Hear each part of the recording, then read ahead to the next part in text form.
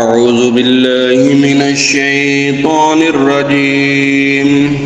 بسم الله الرحمن الرحيم. وإذ استسقى موسى لقومه فقلنا اضرب بعصاك الحجر فانفجرت منه 12 عينا قد علم كل أناس مشربهم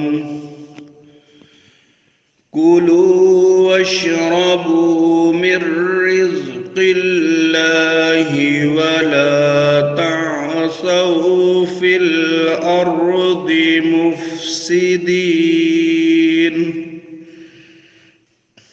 وإذ قلتم يا موسى لن نصبر على طعام واحد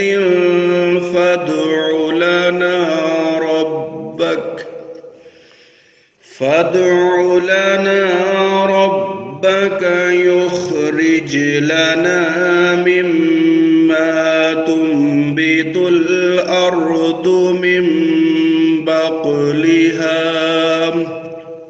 وقثائها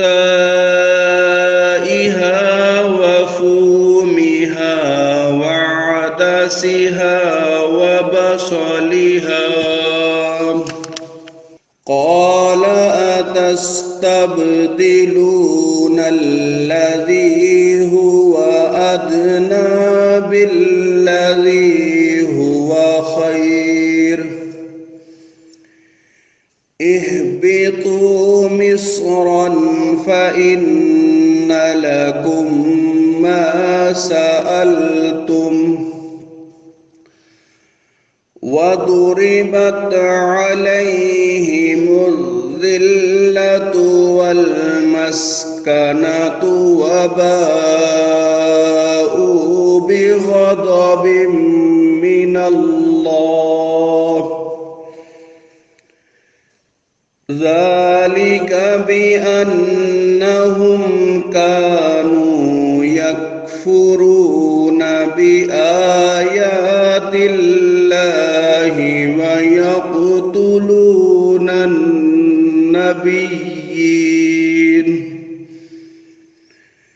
ويقتلون النبيين بغير الحق ذلك بما عصوا وكانوا يعتدون.